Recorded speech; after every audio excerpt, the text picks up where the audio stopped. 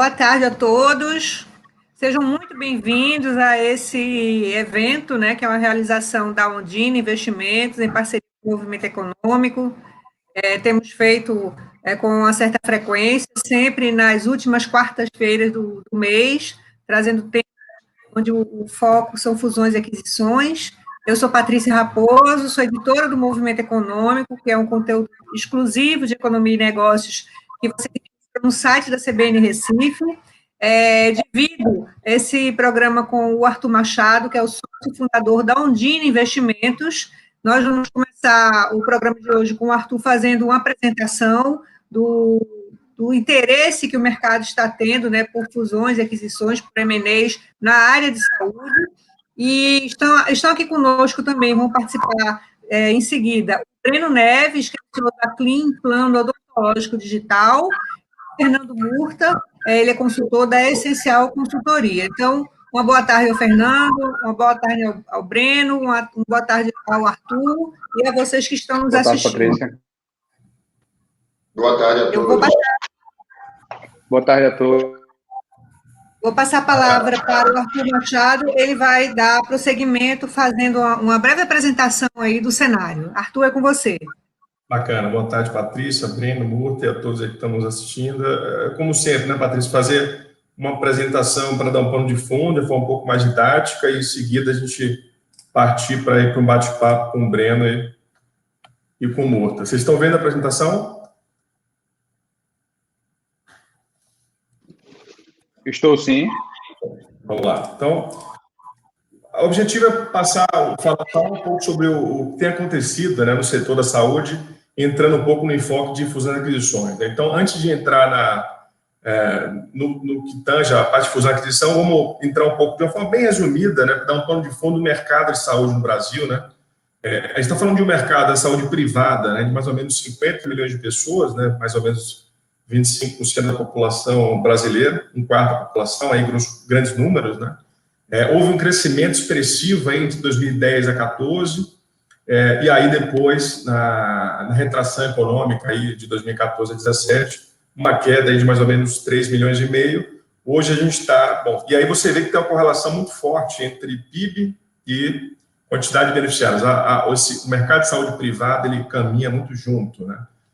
Com alguns afastamentos ano a ano, mas quando você pega uma curva longa, você vê que ela anda mais ou menos juntos, né? Então, quando você olha a perspectiva, né, de uma forma bem no macro, né, por um lado, você passar dessa sangria, essa queda de vidas, aí, de planos de saúde, né, basicamente, o que a gente está se baseando aqui, você tem um mercado de saúde privada, mas basicamente o plano de saúde, que é o grande mercado de saúde privada no Brasil, a expectativa, depois de ter tido a retração, está andando um pouco de lado e com a retomada. Então, acho que hoje tem mais ou menos 47 milhões de vidas com um crescimento, né? Assumindo a perspectiva de crescimento econômico aí, apesar da Covid, né? Que coloca um pouco a incerteza nos próximos meses, né? Agora, por outro lado, você tem o envelhecimento da população brasileira, que isso pressiona a sinistralidade, a utilização, né, dos planos de saúde, que pressiona a cadeia. Então, acho que, por um lado, a gente está falando de um setor resiliente, com perspectiva de crescimento. Por outro lado, você tem a utilização cada vez maior por conta, não só do modelo comercial, que a gente vai poder falar um pouco mais adiante, como por conta do envelhecimento da população. Então, um lado bom de um lado e um lado de preocupação do outro, né? Então, entrando agora um pouco na temática de fusão e aquisição, né, porque que na nossa visão são os três principais motivos aí que justificam tanta transação no setor, né, que junto com a área de tecnologia, de TI, saúde é o setor que tem mais movimento aí nos últimos anos, né. Então, primeiro, a verticalização, né, da saúde. Então, como a gente vai poder explicar um pouco mais, né, no bate-papo com o Murta e o Breno, o modelo comercial chamado em inglês o fee for service, né, que é o modelo de pagamento por utilização, isso pressiona muito, você cria um certo desgaste, né, entre a cadeia prestadora e a pagadora, né, e disso se houve a necessidade dos planos crescerem, ganharem escala e se integrarem, né, cada vez mais terem sua rede própria de prestação de serviços. Isso aconteceu muito via aquisição. Isso tem acontecido dos últimos 15, 20 anos, a gente vê esse movimento de forma muito destacada, né? Plano de saúde comprando hospitais e rede prestadora. Né? A segunda variável que a gente enxerga que teve ocasionou muita transação nos últimos anos foi a possibilidade de investidor estrangeiro fazer aquisição, ter sociedade e hospital no Brasil, que até então não era permitido. Né? Isso permitiu, principalmente, fundos de investimento que têm capital de fora, realizar aquisições. Né? A gente vai mostrar alguns casos. E, por último, a necessidade de profissionalização do setor. Né?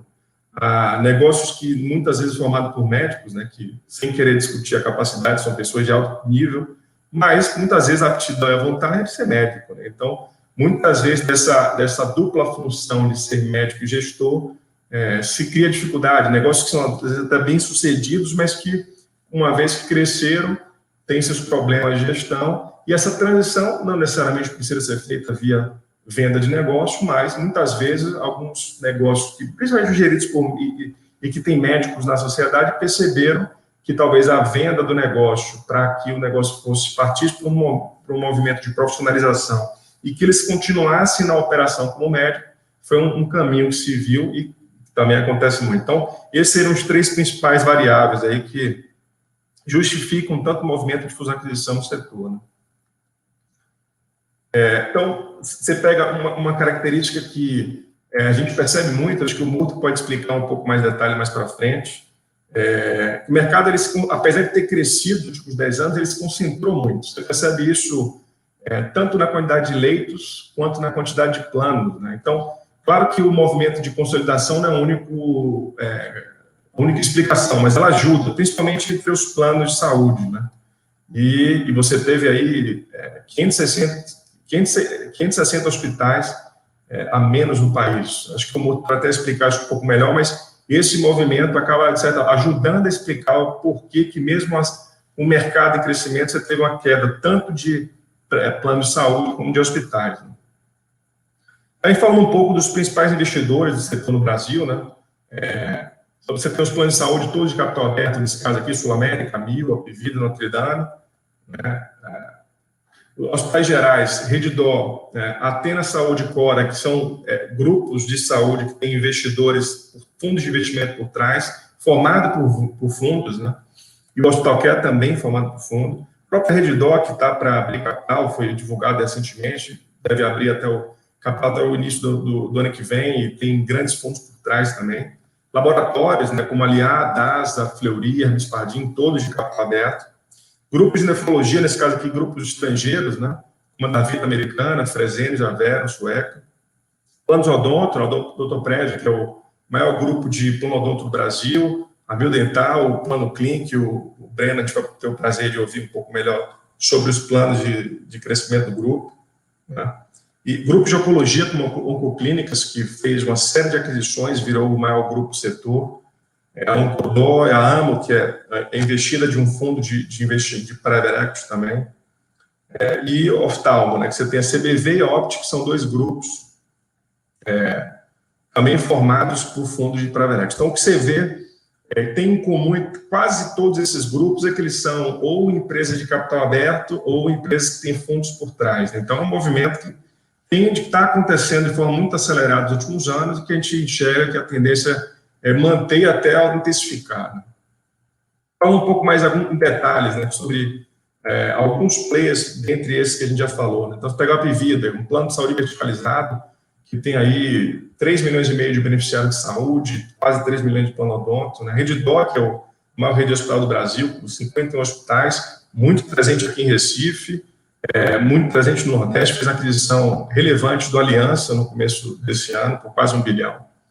A DASA, que é o maior grupo de diagnóstico do Brasil, uma empresa de valor de bolsa de quase 15 bilhões, e a Oncoclínicas, como a gente falou, é o maior grupo de oncologia do Brasil. Né? Então, todos eles crescendo via aquisição. Né?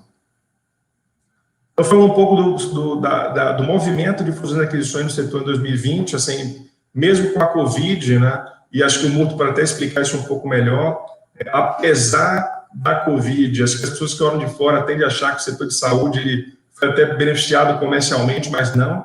Né? Os hospitais, alguns até sofreram muito, porque se criou força-tarefa para atender a Covid, acho que até de forma acertada, né? Mas, ao mesmo tempo, os hospitais ficaram vazios, muitas vezes, com a quantidade de procedimentos reduzida, né? Mas, mesmo assim, a quantidade de transações mostra como esse mercado ele é ativo, né? Então, você teve mais de 3 transações por mês nesse ano, né? Em média. Né? A gente está falando, os principais investidores, né? Como a gente falou, né? O movimento dos planos de saúde fazendo integração e comprando prestadores de serviço, no top vida intermédio, que são grupos que abriram capital na Bolsa recentemente, né? Fazendo muitas aquisições. As transações mais relevantes foi a aquisição do Hospital Aliança Salvador pela Redditor e a Medsanitas pela Intermédio. E a gente está falando da transação das transações que a gente consegue identificar valor, né, em torno de 270 milhões e um múltiplo de 1,8 vezes a receita, né, essa relação entre o valor do negócio e a receita anual. Né. Isso aqui considerando as transações que a gente identificou, né, conseguiu identificar isso no mercado. Claro que se forem transações com valor menor, esse múltiplo tende a ser um pouco menor, mas ainda assim, bons negócios, mesmo que menores, regionais, se tiverem com bons resultados, com uma boa gestão, ele tende a ter um múltiplo bom, como é o caso dessa média que a gente verifica, né, que a gente observa, que é quase 2 vezes esse. E aí, só para a gente fechar e partir para o papo com o Breno Murta, né, que a gente percebe, né, apesar de ser um setor resiliente, crescimento econômico e geração de emprego são fundamentais, até porque o plano de saúde no Brasil é muito voltado para plano de empresa, né, por uma série de fatores que a gente pode discutir mais adiante. Então, a geração de emprego, e aí quando você tem desemprego em massa, como teve na crise, isso faz com que você tenha uma redução significativa de planos, né, como a gente viu aí, que teve uma redução de mais de 3 milhões de vidas nos entre 2014 e 2017. Né? E a nossa perspectiva é que esse processo de fusão e aquisição na saúde só se intensifique, né? Principalmente devido à sinistralidade crescente, né? Por conta do envelhecimento da população e desse modelo comercial, que acho que a gente pode discutir um pouco mais detalhe, que é a utilização por serviço, né? Que gera certo atrito entre a rede prestadora e pagadora, né? A entrada cada vez maior do capital estrangeiro, que antigamente não era permitido, esse movimento de profissionalização do setor e a abertura de capital de grandes grupos, né? Apesar de você ter vários grupos que já são de capital aberto, ainda tem grupos muito relevantes como a Redditor que não são. Quando eles forem com capital, com caixa no bolso, com mais facilidade ainda de acesso a crédito, mais facilidade ainda de captar recurso, né? E avaliações atrativas, que tende a ser o caso quando a empresa está em bolsa, isso tende a fazer com que esse movimento seja ainda maior. Então, esse é o movimento, esse que é a nossa perspectiva.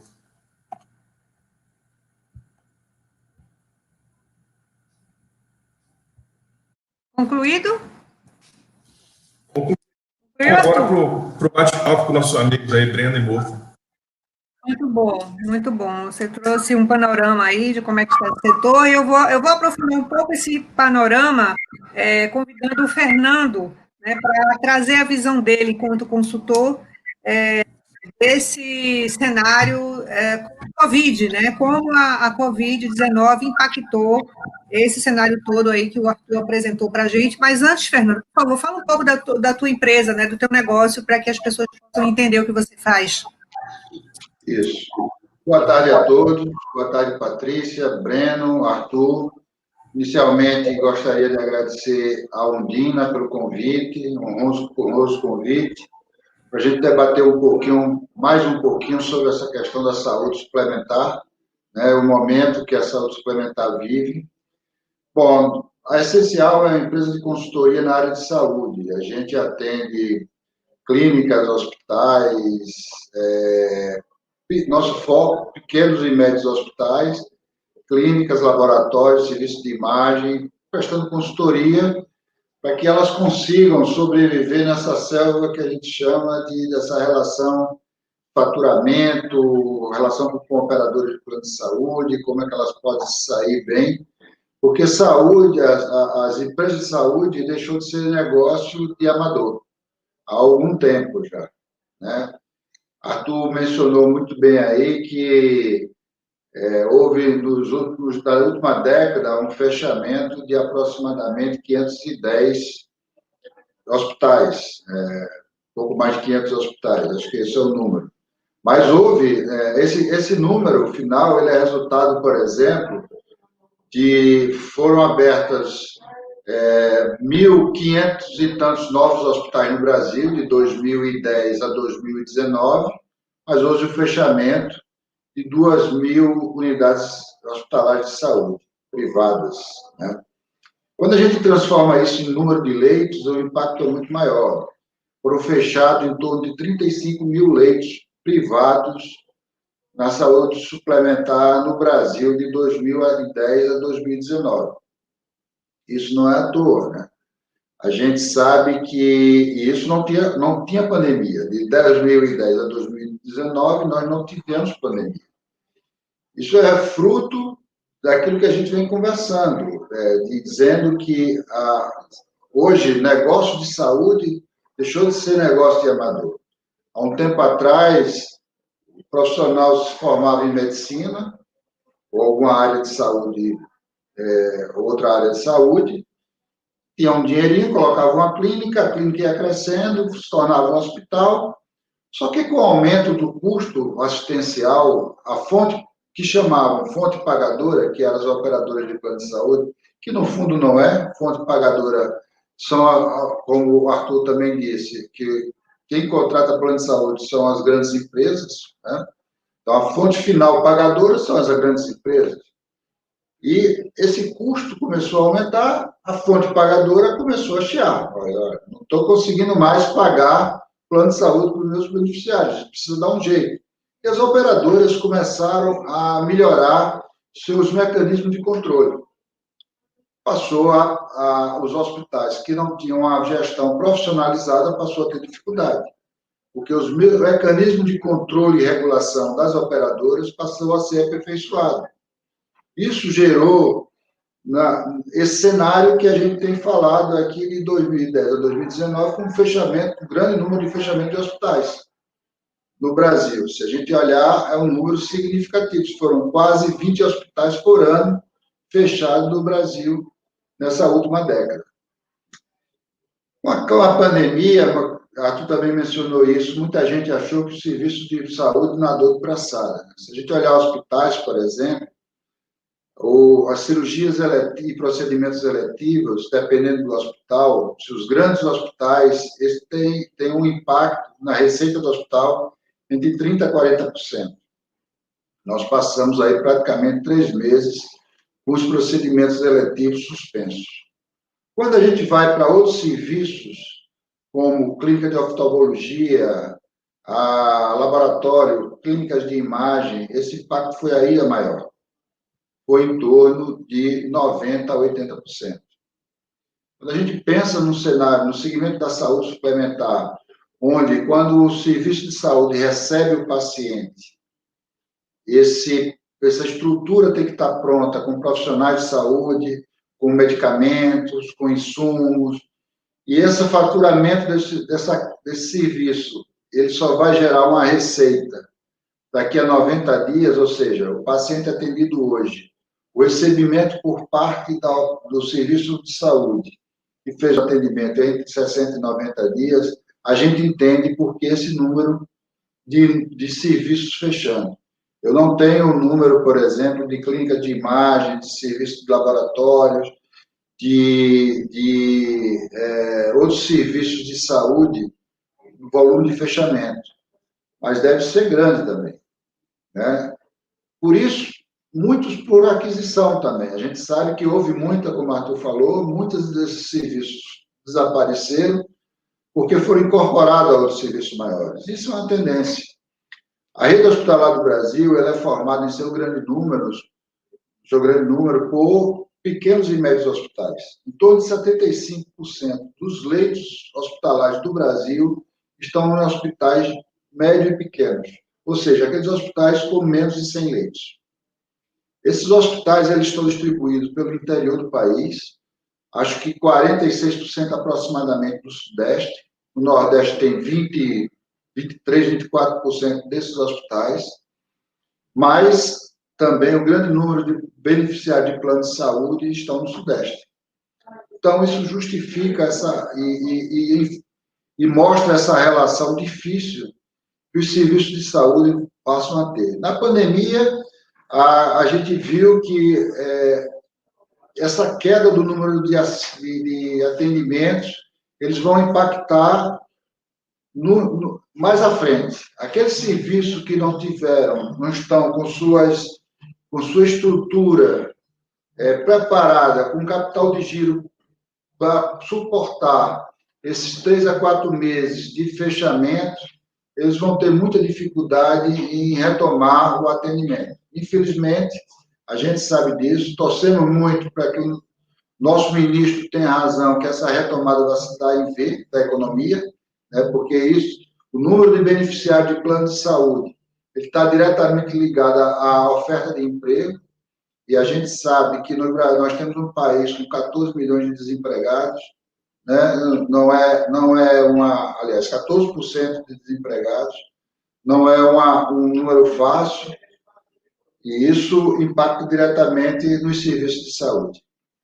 Então, assim, o cenário futuro imediato, eu vejo que vai ser difícil, o que vai trazer uma grande oportunidade de fusões e aquisições, né? Eu vejo que vai ser difícil para aqueles serviços se manterem com a mesma pujança que vinha se mantendo. Mas eu vejo também uma oportunidade de negócio grande, de fusões e aquisições a partir dessa retomada da economia. Eu acho que, no cenário geral, inicialmente seria isso. Coloco à disposição, vai continuar nosso bate-papo. Ok, Fernando, obrigada. Eu vou passar para o Breno. O Breno, inclusive, hoje está comemorando aí uma nova aquisição, né? O Breno, Verdade. que é um gestor disruptivo, que vem transformando a empresa familiar num negócio com viés tecnológico muito forte, criou um hub de inovação, e vai falar um pouquinho sobre isso, Breno. Conta um pouco o que é a Clean, e também como você está vendo esse mercado agora, nesse momento pós-pandemia. Vamos lá. Obrigado pelo convite, Arthur. Obrigado por todo mundo estar presente aí. Murtinha, parabéns pela explanação. Sempre abre muito a vista da gente quando a gente te vê falar, porque você circula muito bem esse mercado. Patrícia, de fato, a gente está mudando muito o nosso modelo de negócio aqui. A Clean é uma empresa que tem 23 anos, eu estou aqui há 10.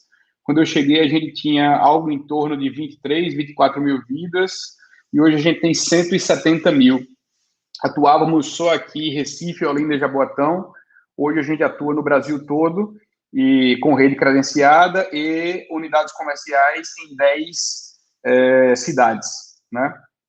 E o principal motivo de transformação é por a gente não acreditar nesse modelo de negócio tradicional que existe no mercado, e a gente entender e aí a gente pode fazer uma analogia aí com o mercado de banco, passando por cima, quando a gente vê os modelos de fintech disruptando o mercado e trazendo os bancões a se transformarem. E por analogia, a gente trouxe aqui para a odontologia, e agora a gente está levando para a saúde, focado em melhorar a experiência do cliente, acompanhar a jornada de serviço, colocar o cliente no centro e pensar sempre como é que nós, enquanto clientes, já que estamos no centro, gostaríamos de ser atendidos, né? Todo esse modelo de transformação que a gente chama de transformação cultural e não digital, porque assim, muitas empresas, e se fala muito hoje em dia sobre transformação digital, né? Mas a gente entendeu aqui no nosso processo que a transformação ela está na cabeça das pessoas, a tecnologia ela é veículo de transformação. As pessoas elas precisam querer utilizar as tecnologias que nós desenvolvemos para fazer com os objetivos traçados saiam do ponto A e cheguem no ponto B traçado dentro do planejamento estratégico. Então, assim, de uma forma geral, a Clean está no momento comprador. Nós adquirimos essa semana uma participação numa empresa de diagnóstico focada em inteligência artificial, que é a Pixels, e estamos organizando tudo aqui para rampar o modelo de negócio deles, e tem mais aquisições vindo por aí. Acho que é isso nesse primeiro momento, e estou aberto aqui para a gente bater um papo. Ok, então, eu queria começar lançando uma pergunta aí para o Fernando, que é o seguinte: como você vê esse mercado? Você falou que é um momento muito propício a fusões e aquisições, né? Como você vê esse mercado daqui a 2 anos, 10 anos, digamos? 10 acho que é muito tempo, é tudo tão rápido, vamos lá, 5 anos. Esse vai ser um mercado muito verticalizado, esse vai ser um mercado um outro viés, que a gente consegue enxergar, porque eu, pelo menos, sou da área. Como é que você vê esse mercado daqui a uns 5 anos? Bom, fazendo a pergunta, Patrícia, prever alguma coisa no nosso país é muito difícil, ainda mais com 5 anos. Eu acho que é o seguinte: existem perfis de operadoras e serviços específicos, né? Por exemplo, algumas operadoras a gente sabe que tem como seu principal forma de negócio a verticalização. Isso são operadores que estão claramente identificados no mercado, né? É o DNA do negócio dela, é a forma que ela trabalha, é a forma que elas operam. Se vocês procurar saber de algumas outras operadoras, o discurso que ela vai lhe dar é: eu não quero nem saber de ter hospital, verticalizar serviço, porque não é o DNA dela, né? Basicamente, as seguradoras, né? As cooperativas, normalmente, ela tem um modelo de negócio meio que misto.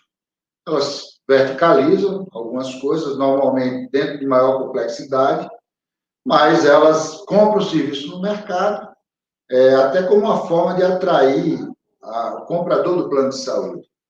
O hospital ele é importante para vender plano de saúde. O bom serviço de saúde ele é importante para vender planos de saúde. Então, quando você compra um plano de saúde, a primeira coisa que você procura saber é a rede credenciada. Se você tem a possibilidade de ter um plano de saúde com a cobertura mais ampla, com a possibilidade de um atendimento nacional, a nível nacional, com os principais hospitais, você vai querer saber. Claro, você vai pagar um pouco mais caro, né, pelos planos de saúde, pela contratação desse plano de saúde, mas você vai ter, a princípio, uma oferta de serviço naqueles principais player no mercado de saúde. É aquela história. Você vai, determinado restaurante, você sabe que vai pagar um pouco mais, você vai ter uma comida e um serviço um pouco melhor. Da mesma forma da operadora. A operadora tem operadoras com ticket mais baixo, elas procuram atender uma camada da população que que possibilita a compra desse serviço, né? A gente sabe hoje, como o Arthur colocou, apenas 1/4 da população brasileira tem acesso a planos, à saúde suplementar, mas é um grande sonho. Se você perguntar ao brasileiro hoje, isso é medido, logicamente, pelos institutos especializados, qual o grande sonho deles, vão dizer, em primeiro lugar, uma casa própria. Em segundo lugar, um plano de saúde suplementar. Porque a gente sabe da baixa qualidade do nosso serviço de saúde público ainda, embora a gente saiba que a universalização do SUS é uma conquista. A gente sabe que o SUS ele presta um papel importantíssimo à população brasileira. Mas a gente sabe também da dificuldade de acesso a esse atendimento, a esse serviço. Então, algumas operadoras, por exemplo, elas têm crescido muito. Essas operadoras mais verticalizadas, não pelo serviço a oferta de serviço de maior complexidade, mas de suprir essa atenção básica que o SUS tem alguma dificuldade ainda de atender. Então, esse perfil de como vai ser esse perfil da saúde suplementar daqui a 2 a 5 anos, eu acho que tem mercado para os dois. Eu acho que as operadoras, e também é um segmento da saúde suplementar, as operadoras também, há uns anos atrás, eram 1.100, acho que há 6 anos atrás, 1.100 operadoras, 10 anos atrás, 1.100 operadoras de plano de saúde, não estou falando odontológico, plano de saúde. Hoje tem 780. Então, isso não é só o plano que fechou, e alguns fecharam. Algumas operadoras fecharam, inclusive deixando um calote grande para a rede privada aqui nos estados, né, onde eles atuavam. Isso era um passivo importante.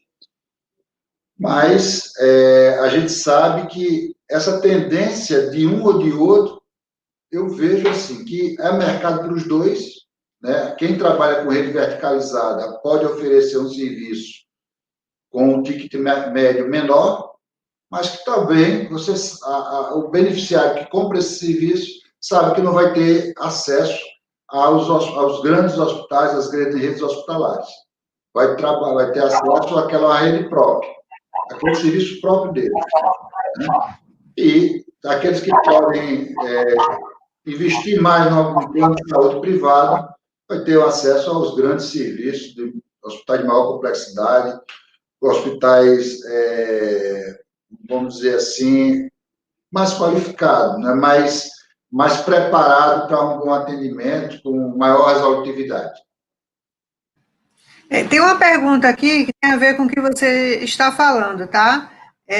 Do Adalberto Bezerra Filho.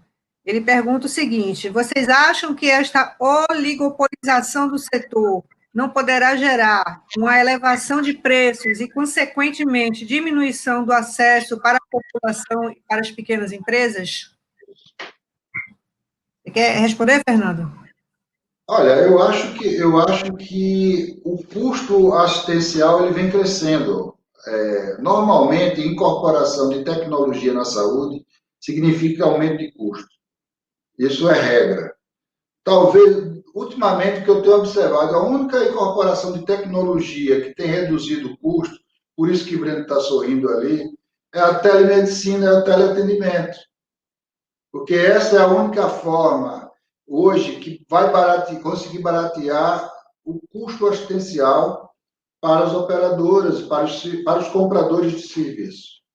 De resto, quando você incorpora uma nova tecnologia, seu equipamento, cirurgia robótica, ou uma nova medicação, ou um novo equipamento médico incorporado à melhoria da qualidade do atendimento à saúde, isso aumenta o custo.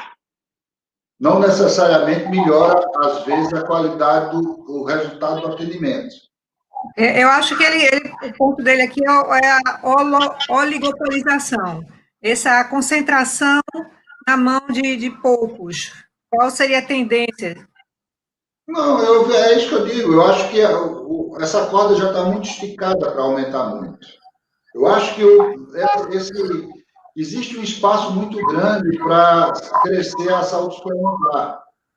A gente precisa fazer um movimento contrário, mesmo que haja uma concentração maior. Mas é preciso baixar esse ticket da saúde para que mais pessoas consigam ter acesso à saúde suplementar.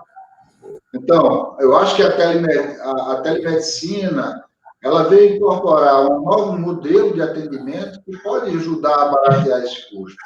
O home office é outro modelo de trabalho que vai diminuir o custo administrativo das operadoras, das empresas, possibilitando a redução dos custos. Eu acho que o nosso trabalho hoje, quem trabalha nesse segmento, é tentar baixar. As fusões e aquisições, normalmente, ela tende a otimizar o atendimento, a operação de uma forma geral. 3 ou 4 hospitais, e cada uma tinha um setor de faturamento, se for do mesmo grupo, baixou o setor de faturamento. Então, isso tende a reduzir e a otimizar a qualidade até do serviço. Não sei se eu respondi, mas eu acho que o Arthur quer complementar. Perfeito. Eu quero ouvir a opinião. Eu queria ouvir a opinião do Bruno. Deixa ele falar primeiro, só para a gente amarrar aí a visão do dois. Eu queria que você fechasse. Deixa eu só fazer um complemento rápido. Eu queria que você fechasse depois que o Bruno falasse. Pode ser? Você quer falar logo? Fala, então. Pode ser. Na live. Vai lá. Murtinha, eu concordo com você que a telemedicina ela vai baixar o custo, porém, eu queria fazer um complemento em relação à inserção de tecnologia sobre aumentar custo. Eu acho que ela aumenta custo no lado de tratamento, mas a tecnologia ela também baixa muito custo se a gente utilizá-la da forma correta. Por exemplo, aqui na Clean, na nossa parte de tecnologia, né, nós estamos desenvolvendo uma empresa à parte que faz a mineração de informações de saúde, e aí a gente segmenta epidemiologia e etnografia. A partir disso, a gente segmenta os grupos de pessoas que têm mais ou menos o mesmo perfil de saúde e comportamento de uso, e a partir disso aí a gente vai fazendo o ajuste da jornada de serviço dessas pessoas de uma forma preditiva. A gente analisa o comportamento do grupo e, a partir disso aí, a gente vai sugerindo uma jornada de saúde mais adequada, e isso aí tem baixado o custo de saúde, porque ao invés de utilizar os planos de doença, porque não são planos de saúde, hoje em dia as pessoas utilizam os planos quando elas têm algum tipo de sintomatologia, elas desenvolvem algum processo agudo, e até crônico também, mas, enfim, que agudiza, transformando o modelo de plano de doença em plano de saúde. Então, quando a gente puxa isso aí, muda o viés e vai para dentro da prevenção, a gente consegue fazer, e aí com tecnologia, a gente consegue fazer um controle desse custo, e essa é a expectativa desse novo negócio que a gente está lançando aqui dentro do grupo. Arthur. Perfeito, Arthur. Então, só para complementar, concordando com o Murta, mas acho que primeiro que o movimento de concentração, não é porque você está passando por um movimento de consolidação que necessariamente que existe um oligopólio, né? O oligopólio é como você tem 3, 4, 5 empresas que dominam o mercado com uma barreira de entrada gigantesca, quase que blindando o mercado de novos entrantes, né? E não é isso que acontece na saúde. Se estiver enganado, Murta me corrige. Mas o que você tem é, de fato, alguns players que são líderes de mercado, tanto na parte dos prestadores, como na parte de prestadores pegar, seja hospitais gerais, seja laboratórios de diagnóstico, e entre os planos de saúde, plano odonto, você tem os líderes. Você tem são setores que não são fáceis, né? Mas são setores que as barreiras à entrada não são gigantescas e que, inclusive, negócios menores, eles podem sim prosperar, e que acho que os principais desafios desses negócios menores não são necessariamente o tamanho deles. Claro que o Murta pode passar em mais detalhes, no hospital com muito menos de 100 leitos, ele vai ter dificuldade para gerar um resultado expressivo, mas um hospital de 100 leitos muito bem gerido, com bons procedimentos, ele vai gerar resultado, né? E ele não vai sucumbir porque você tem uma cidade que tem grandes players, você dá para coexistir, né? Então, e outra coisa, acho que um dado que o Murta comentou, que é exatamente o produto de saúde aspiracional, né? Então, todo mundo quer ter a casa própria e um plano de saúde. Então, você tem a população de 200 milhões de pessoas, por melhor, né, por mais que a gente tenha esse avanço que é o SUS, né? Você vê a situação da Covid no Brasil e Estados Unidos, e a diferença acho que se dá muito por isso, né? Eles não têm essa rede prestadora universal que a gente tem aqui, mas, como o Murta falou, todo mundo quer ter seu plano de saúde. Então, quando você pega 50 milhões de pessoas que têm acesso à saúde privada e 150 que não têm, querem ter, a gente está falando de um novo negócio, né, para si. Então, é muito mais de você alcançar esses 150 milhões do que se degladiar nos 50 atuais. Então, eu acho que, de fato, respeitando a pergunta, é claro, mas eu acho que não é nem por aí. Acho que, de fato, a gente tem um desafio de crescimento, de fazer com que essas 150 milhões de pessoas, seria um mundo ideal, que a gente sabe que isso não existe, mas que elas sejam atendidas e que a gente libere o espaço para o governo fazer o caixa de outras coisas, que a gente sabe que tem um problema fiscal gigantesco. Então, é ótimo que o governo possa prestar esse serviço, mas o ideal seria, e as pessoas querem isso, né, é que a rede privada preste, que os consumidores consumam, né? Então, eu acho que o desafio é mais esse, do que pensar que é um oligopólio, que não enxergo dessa forma. Bom, vamos entrar aqui num outro tema. Tem uma pergunta aqui, mas antes de trazer a pergunta do Armando Guerra, eu vou fazer sua pergunta, Armando, mas antes eu queria só trazer aqui uma pergunta que é o seguinte: como o modelo Fee for Service tem afetado os hospitais de pequeno e médio porte, Murta?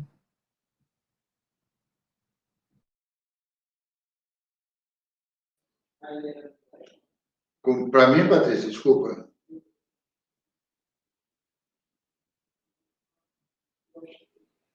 Bom, Eu acho que o microfone está cortado, Patrícia. O microfone está fechado. Todos podem comentar esse tópico para depois eu puxar a pergunta do Armando Guerra. Bom, eu acho que o modelo Fee-for-Service é um modelo que, embora se persiga a sua extinção, ou minimizar esse tipo de modelo, que é justo, que é saudável, mas ele é um modelo que não vai desaparecer, né? Principalmente nos pequenos e médios hospitais, principalmente naqueles hospitais do interior. Eles vão continuar sendo Fee-for-Service. Mas os grandes redes, eu acho que eles têm a responsabilidade de mudar o modelo de remuneração com base no desfecho clínico favorável. Aquele que apresenta o melhor desfecho clínico, que tem os melhores resultados, ele precisa ser melhor remunerado, né? E esses modelos eles vêm sendo testados, eles vêm sendo trabalhados na saúde suplementar. Eu acho isso muito saudável. Mas a gente sabe que a realidade do nosso país, que é um país continental, naqueles pequenos e médios hospitais do interior, que é o nosso foco de trabalho. A gente atua muito nesse tipo de serviço, né, pequeno e médio porte. São hospitais que vão ter muita dificuldade, inclusive, de se conhecer o seu custo. A gente sabe de hospitais, por exemplo, que praticamente não tem nem os seus contratos atualizados com os seus parceiros de negócio, que são as operadoras de plano de saúde.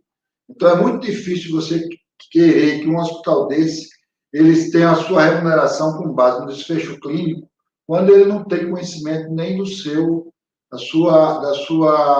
custo assistencial. Quanto custa um leite? Você está falando aí de gestão, né, Murta? Muito, aí entra o aspecto da gestão. Muito.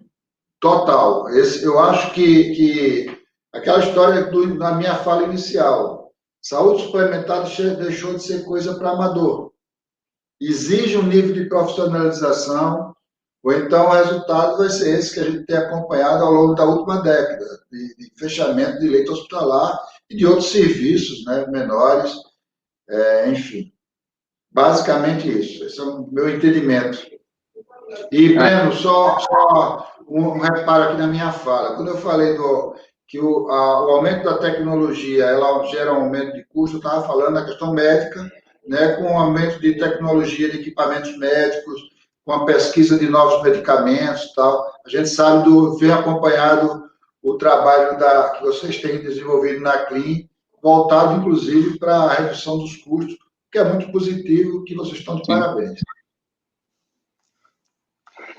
Só complementando aí em relação ao Fee-for-Service, eu acredito que é um modelo que ele vai continuar existindo, ele não tem como deixar de funcionar, porque alguns procedimentos e algumas redes hospitalares em lugares de menor porte, como o Murta falou, eles precisam desse modelo para existir, porém precisa-se de um equilíbrio, porque o modelo horizontalizado, e aí é onde a gente tem o Fee-for-Service funcionando, ele é vital para o benefício do cliente, né, que é a fonte pagadora, e a gente precisa encontrar um equilíbrio entre as duas coisas para que a gente faça com que o plano de saúde horizontalizado e os hospitais que já existem, eles consigam coexistir e prosperar, né? Então, o Fee-for-Service ele vai reduzir, não vai acabar, e a gente precisa,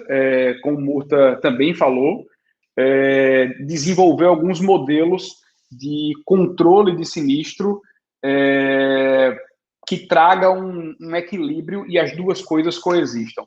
Acredito eu que o modelo não é tratando quando chega no hospital, e aí já é o fim da cadeia, na minha opinião, ajustando, e aí quando chega no fim da cadeia precisa acontecer, porque a gente está tratando de seres humanos aqui, né? E o que a gente precisa fazer é entender como é que a gente cria um corte para tratar a saúde de forma preventiva, e não a doença que é dentro do hospital quando a pessoa está precisando, né? Então a gente precisa balancear isso. Que muitas vezes é negado, né, mesmo sendo necessário. Muitos exames, principalmente em modelos verticalizados, por redução de custo, né? Exatamente. Arthur.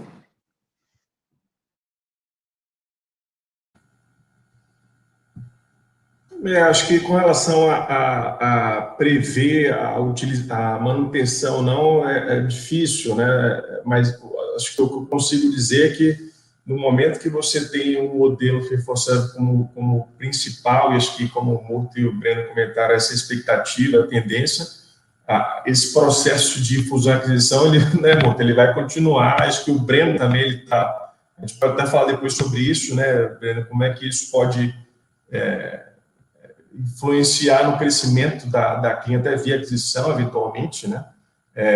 Porque isso gera um desgaste natural entre os hospitais e os planos. E aí não quer dizer que essa necessariamente seria a saída, mas o modelo que o mercado percebeu como uma alternativa a esse modelo comercial é a integração. E aí você vê, esse momento você vê, observa aí no meio de uma pandemia, no meio de uma incerteza absurda, a dificuldade de fazer negócio, você tem olho no olho, a dificuldade do início da Covid, você ter as interações pessoais, e você vê 3 transações por mês, em média, no meio desse período. E como você vai ver, quem mais fez foram os planos integrados, né? Essencialmente a Pivida e a Intermed, que são os 2 maiores hoje, que abriram capital na Bolsa e estão crescendo de forma acelerada. Então, acho que é difícil. O modelo. Mas que isso é um reflexo natural, né? Isso é. O modelo Fee for Service, ele ajuda as operadoras que são verticalizadas a crescerem ainda mais rápido, porque elas conseguem fazer o controle de custo, né? Mas existe um conceito aí de verticalização que a gente precisa levar em consideração, que no meio do caminho a gente tem um ser humano, e que se a fonte autorizadora e a fonte solicitadora, elas utilizam a mesma caneta, em algum momento isso aí desbalanceia.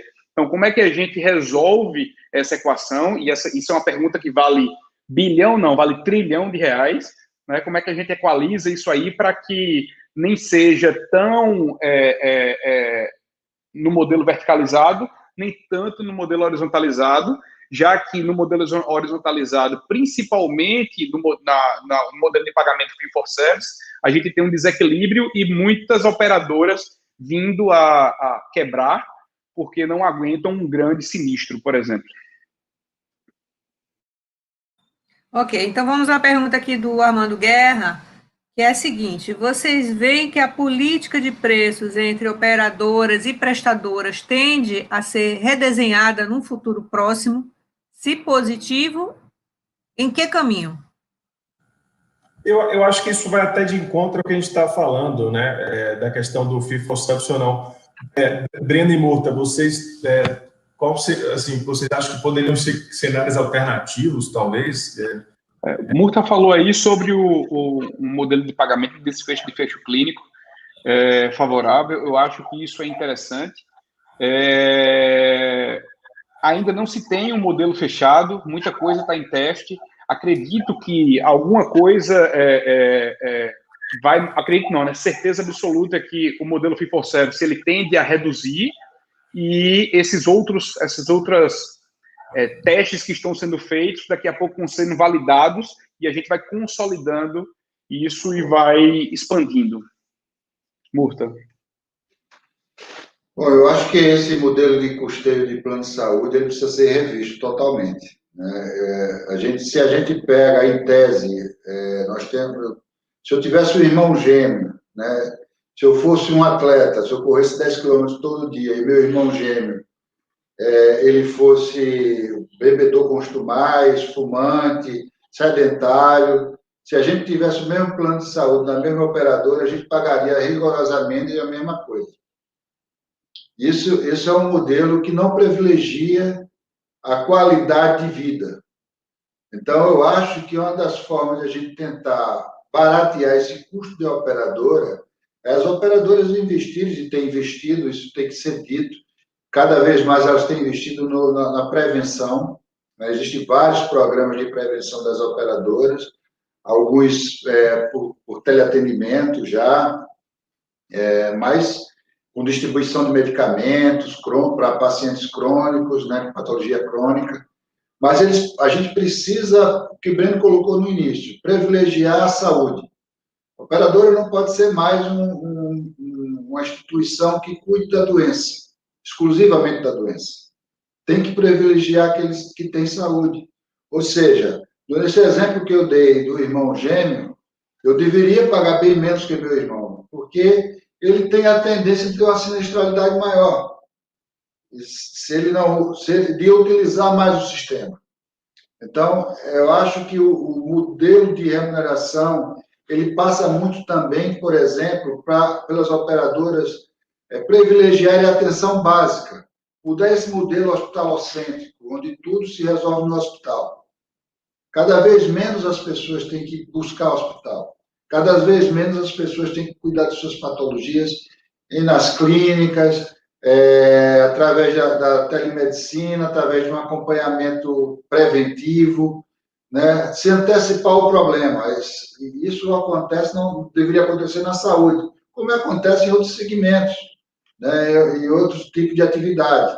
Mas na saúde isso é mais necessário ainda.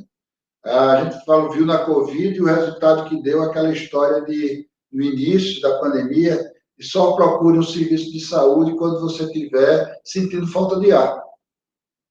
Isso talvez tenha sido um grande motivo do grande número de óbitos que a gente teve nessa pandemia. Agora as coisas mudaram, a orientação mudou. Claro que era uma doença desconhecida, mas, em tese, essa orientação deveria ser, olha, vamos no começo dos sintomas fazer as tentativas, não deixar para fazer as tentativas quando as coisas tivessem já evoluído para um ponto de morbidade do nível que a gente viu. Então, aí a prevenção, ela se desenha não só como uma saída para a redução de custos, mas também para a inclusão dos 150 milhões que Arthur falou lá atrás, né? Pode ser uma forma de você trazer esse público de uma maneira que não vai custar tanto em saúde, né? Agora, a tecnologia, sem dúvida, vai ser a grande ferramenta que vai poder permitir isso aí, não é, Bruno? Exatamente. A gente criar modelos conectados, né? Por exemplo, criar integrados, né? Onde a gente beneficie o paciente que frequente mais a academia, que tenha hábitos de vida saudáveis. Então, um aplicativo que consiga captar os passos, saber se ele vai na academia, a frequência que ele utiliza a academia, saber a quantidade o batimento cardíaco que ele tem o batimento médio cardíaco dele.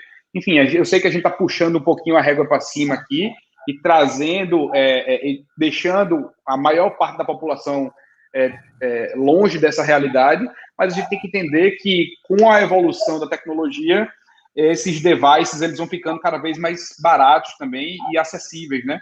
Então, como é que a gente cria um modelo integrado, pensando sempre no plano de saúde e não no plano de doença, trazendo, através de análises de mineração de dados, né?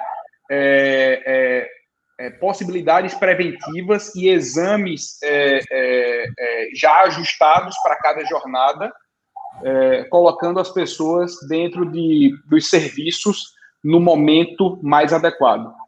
Então, Bruno, uma coisa que...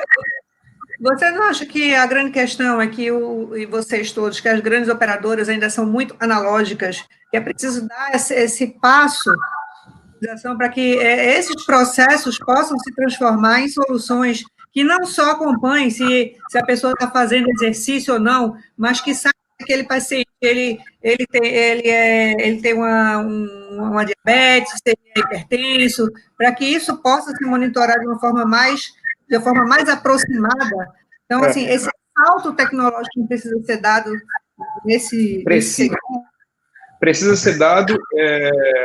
E outra coisa,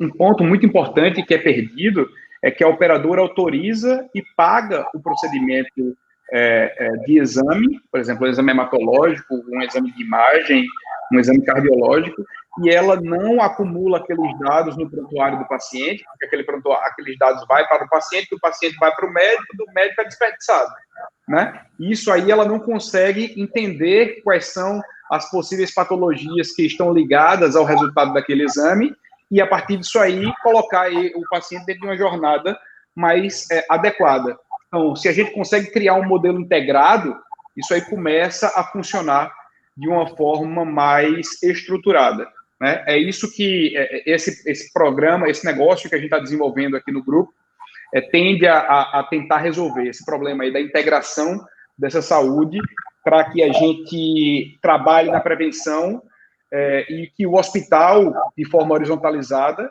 consiga liberar, realizar os procedimentos necessários na base de clientes que eles estão atendendo, levando em consideração que o princípio médico, ético, está prevalecendo ali e que o que ele está ofertando para aquele paciente naquele momento é o mais adequado, né?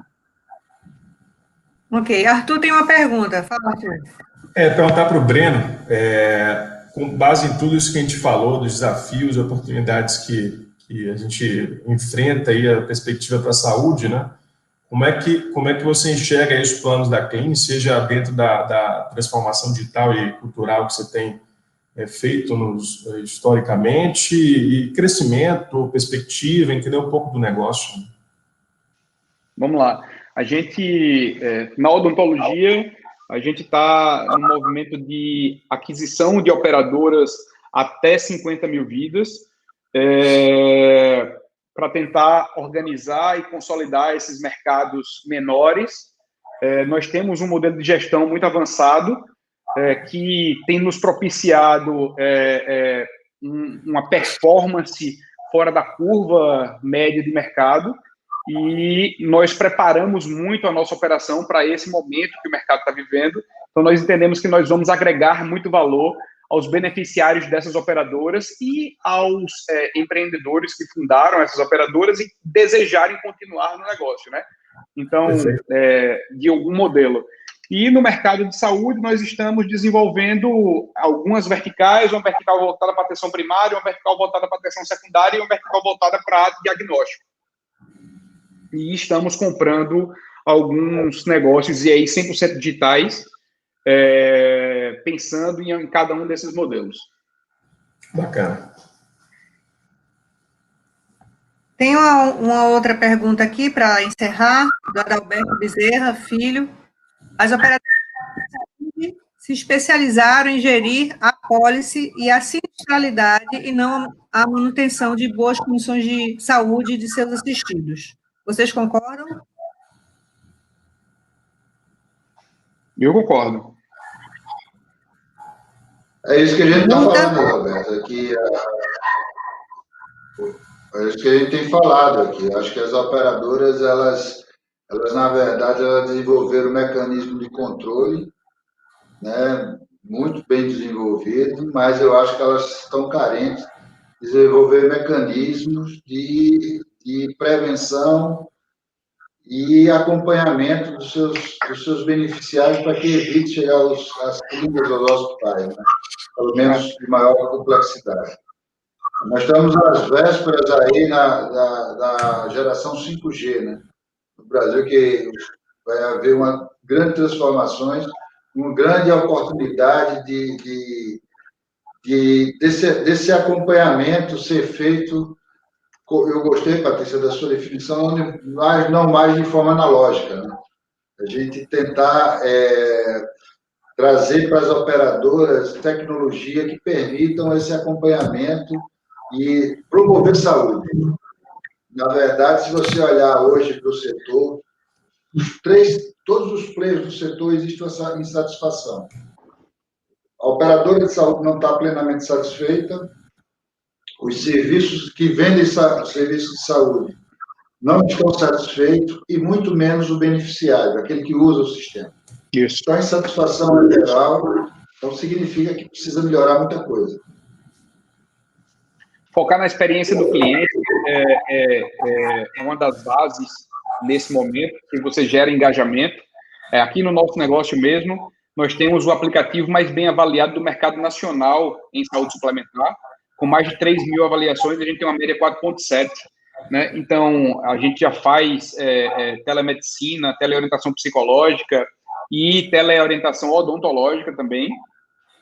E isso traz uma agregação de valor muito grande ao nosso modelo, e a gente consegue aferir tanto quanto o Uber, tanto quanto o iFood, a percepção de valor agregado que o beneficiário está sentindo em cada momento que ele toca no plano, em sua jornada de serviço, e ir ajustando cirurgicamente essa jornada, aumentando assim o nível de satisfação dele e o tempo médio de permanência, né? Quanto mais tempo essas pessoas passam dentro da operadora, porque as pessoas compram a experiência que elas têm conosco, né? A gente compraria Netflix e se nós assistíssemos todos os vídeos da Netflix, naturalmente nós cancelaríamos porque perderia o valor ali e nós contrataríamos Amazon Prime, por exemplo, né? E aí depois que a gente terminar de assistir ali, a gente vai e contrata a Netflix de novo. Não faz sentido a gente ter os dois.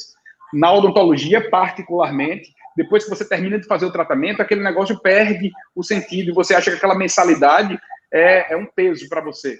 Como é que a gente faz para trazer valor para dentro dessa cadeia de beneficiários e que eles entendam que não é necessário fazer aquele cancelamento porque nós estamos ali assistindo a saúde dele sempre que ele precisa, né? Uma das coisas que a gente fez aqui, só para encerrar a minha fala, a gente conecta o beneficiário que está com dor de dente com um dentista, através do aplicativo, o dentista entende qual é o motivo da dor dele, identifica qual é a urgência que está mais próxima da geolocalização daquele paciente naquele momento, e a gente conecta com 4 aplicativos de mobilidade urbana, o Waze, Uber 99 e Google Maps, e a gente consegue, se você aceitar a corrida lá em algum desses, a gente avisa ao dentista da urgência 24 horas que o paciente está se deslocando até lá, né? Então, vê a melhoria que a gente fez nesse processo, né? E a chegada do paciente no consultório odontológico 24 horas, que geralmente tem uma estrutura menor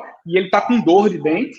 A gente já faz a consulta de elegibilidade, já faz a autorização do procedimento, o paciente chega lá, só mostra o documento oficial com foto e entra, já faz o tratamento e está resolvido o problema. Então, se a gente conseguir resolver essa equação, pensando em experiência do cliente, focando na experiência do cliente e focando na jornada preventiva, a gente vai conseguir um salto muito grande nesse mercado. Tem uma pergunta aqui, Breno, eu acho que essa aí vai para você. Bora lá. A Renata Marconato, ela pergunta como a telemedicina pode auxiliar pessoas em regiões distantes com pouca oferta de serviço. Você acabou de comprar, né, a Pixels, que vai justamente fazer uma coisa como essa, né? Fala a Pixels e um outro negócio que nós estamos desenvolvendo aqui, eles estão focados em levar a medicina junto com os exames laboratoriais para as regiões mais remotas do país, né? Então, a gente quer fazer com que um laboratório com exames básicos para fazer um diagnóstico inicial caibam dentro de um device, e a gente quer que, nesse mesmo modelo de negócio, a gente consiga fazer o atendimento daquele paciente de uma forma mais humanizada, por mais que a gente esteja trazendo telemedicina, a gente criou um modelo de negócio aqui que vai humanizar o processo, e a gente consiga levar para qualquer lugar do país, começando pelas regiões aqui do interior do estado de Pernambuco e do interior do estado do Ceará. Interior do estado de Pernambuco, por conta da família da minha mãe, Belém de São Francisco, Parnamirim, por aí vai, e no interior do estado do Ceará porque nós somos naturais de lá, né? Eu nasci no Crato.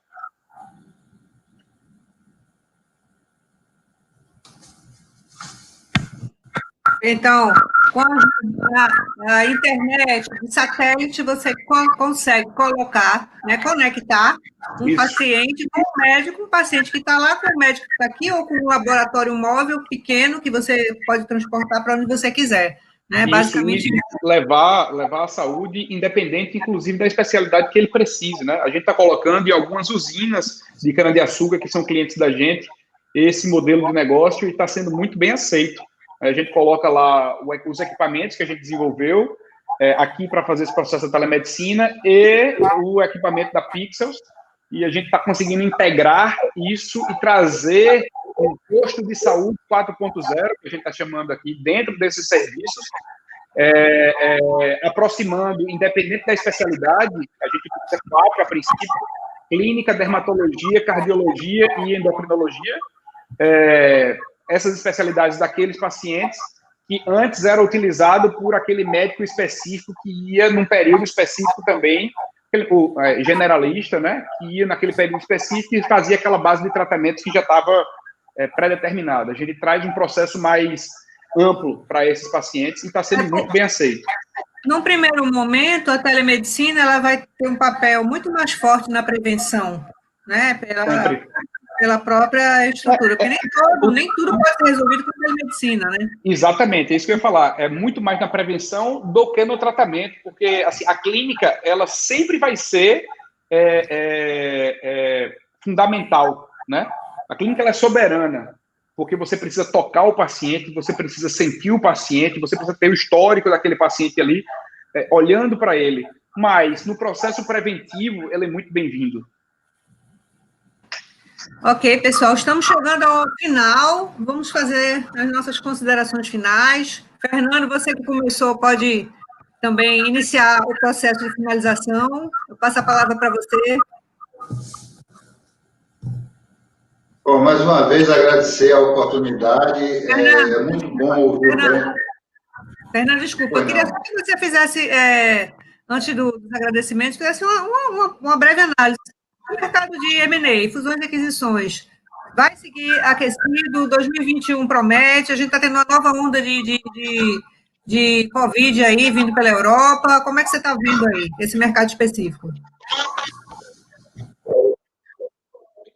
Bom, eu acho que a fusão de aquisições, eu acho que tende, assim, a aquecer no próximo ano. Eu acho que o Arthur, com a Ondina, vai ter muito trabalho.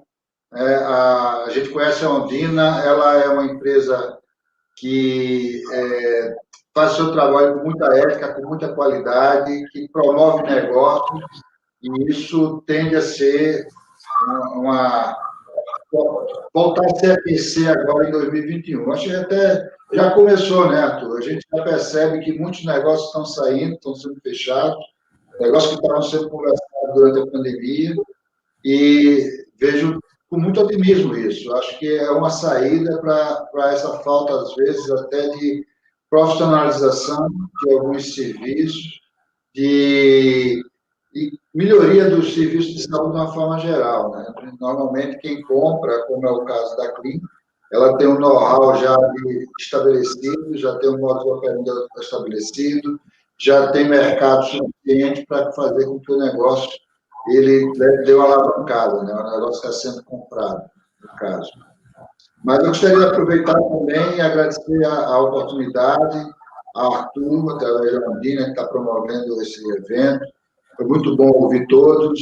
Agradecer a quem pacientemente nos ouviu até agora.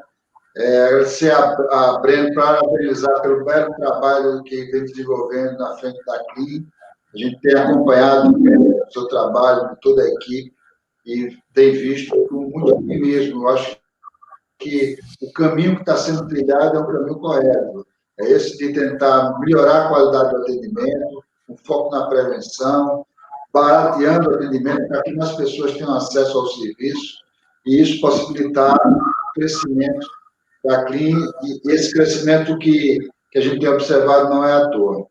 A nossa parte, nós temos duas empresas do grupo, né? Nós temos a Essencial, que é uma empresa que presta serviços, como eu falei no início, para clínicas e serviços de saúde, dando assessoria com foco na questão do faturamento. Mas temos a Murta Consultoria também, que é uma empresa que hoje está presente em 20 estados, mais do Distrito Federal, prestando serviço de auditoria médica.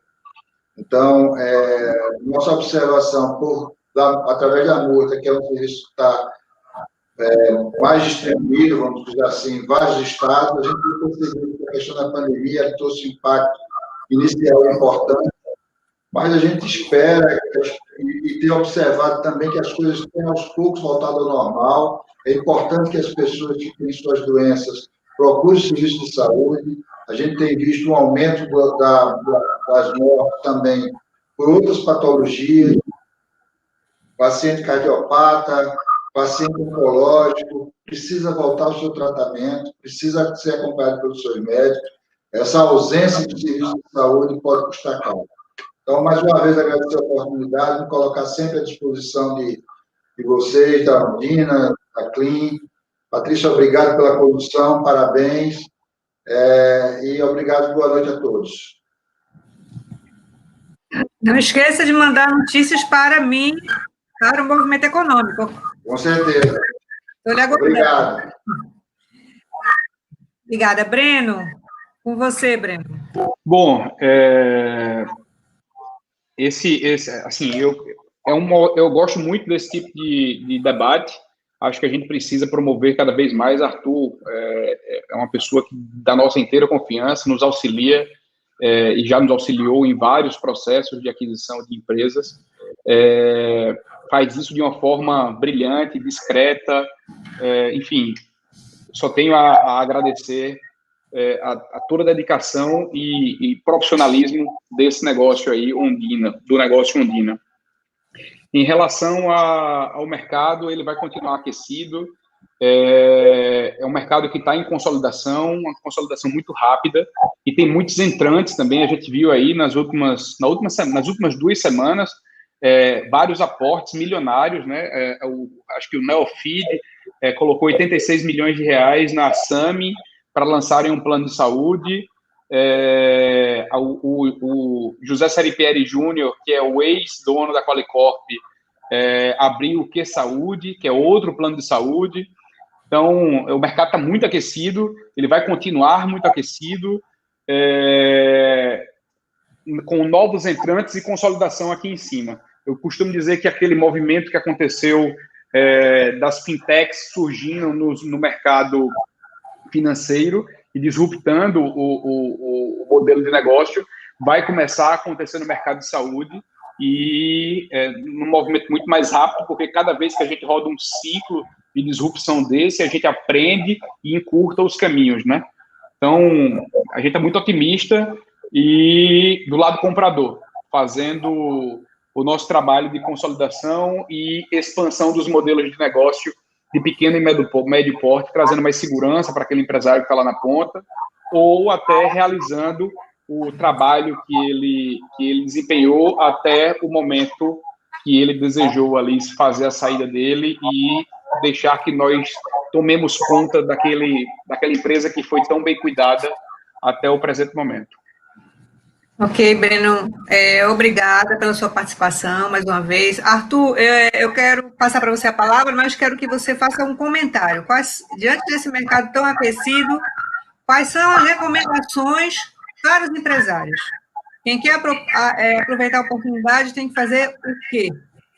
Não tem a regra de bolo, né? Acho que o que eu acho que é um momento, algo que passou toda hora, né, Murta, tem que ser feito é a profissionalização. Então, isso eu acho que é algo que é um caminho sem volta. Então, eu sempre digo que a necessidade de vender o negócio, de aporte, não é uma... Você pega o caso do Breno, por exemplo, é um negócio familiar, segunda geração, assumido por ele há alguns anos, que ele está partindo, ele transformou o negócio, cresceu o negócio, ele está fazendo investimento, está crescendo. Então, assim, tem modelo para todo... Não tem regra de bolo, né? Mas, né, se você tem um negócio de saúde e a sua é operar, é consultar, você é médico, né? Você quer isso, quer ser médico. A gente, é muito comum isso, né? Você vai fazer reunião com um dono de um hospital, de uma clínica, de um negócio de saúde, e essa pessoa ele não pode fazer uma reunião porque ele vai operar, então as coisas se confundem, né? Então essa questão não é... A gente tem que ter cuidado, a gente não quer dizer que os médicos não possam ser gestores, né? Você pega um dos caras mais bem-sucedidos empresários no Brasil, foi Edson Bueno, tá, amigo, o cara era médico, só que ele transformou e virou gestor, se viu como gestor e deixou de ser médico no exercício, né? Então, você tem vários caminhos, né? Seja numa saída total, se você quer se aposentar e quer entregar a chave, tem vários modelos em que o médico ele vende o negócio, ele fica com participação remanescente, ou ele vira sócio de um grupo maior, continua no negócio como médico. Você tem vários exemplos. Então, assim, não tem uma regra de bolo, mas acho que o caminho sem volta, acho que o que o Murta comentou muito, que é da profissionalização e, de fato, dentro dessa necessidade básica, eventualmente, uma transação societária ela pode ser uma saída, né? E numa situação como essa, aí acho que pode nos procurar. E aí, do mais, agradeço. Eu recomendo. Agradecer muito o Breno aí por ter dividido conosco o conhecimento. O papo foi de altíssimo nível. E, assim, até respondendo a pergunta que você fez para o Murta, Patrícia, eu acho que, com relação ao movimento de fusão e aquisição, eu acho que é algo que tende não só a se intensificar, como a continuar nesse ritmo, como a crescer, porque não só de fusão e aquisição, como de abertura de capital, né? Você pega grupos de saúde, grupos de rede hospitalares que têm fundos por trás, esses investidores, eles entram, eles saem depois de um tempo, né? E a saída vai ser ou para vender para um outro grupo, eventualmente um estrangeiro que não está no Brasil, ou eles vão abrir capital. Como a Redditor está para fazer, já era esperado muito tempo no mercado, você não tem uma rede de hospitais de capital aberto no Brasil, não tem uma. Você tem diversos planos de saúde, diversas redes de diagnóstico por imagem, laboratórios, eu não tenho uma rede. Assim, já era esperado, o mercado já sabia, já se comentava muito desse movimento da Redditor, ele já se especula isso há muito tempo, finalmente eles divulgaram, eles publicaram isso, e deve, até o primeiro semestre do ano que vem, fazer esse movimento. Então, eu acho que é algo que não só vai se manter, como tende a intensificar. Agora, em qual modelo, se vai ser o Fit for Service, tem muita transformação feita. O Breno está participando ativamente disso, o Murta também, né?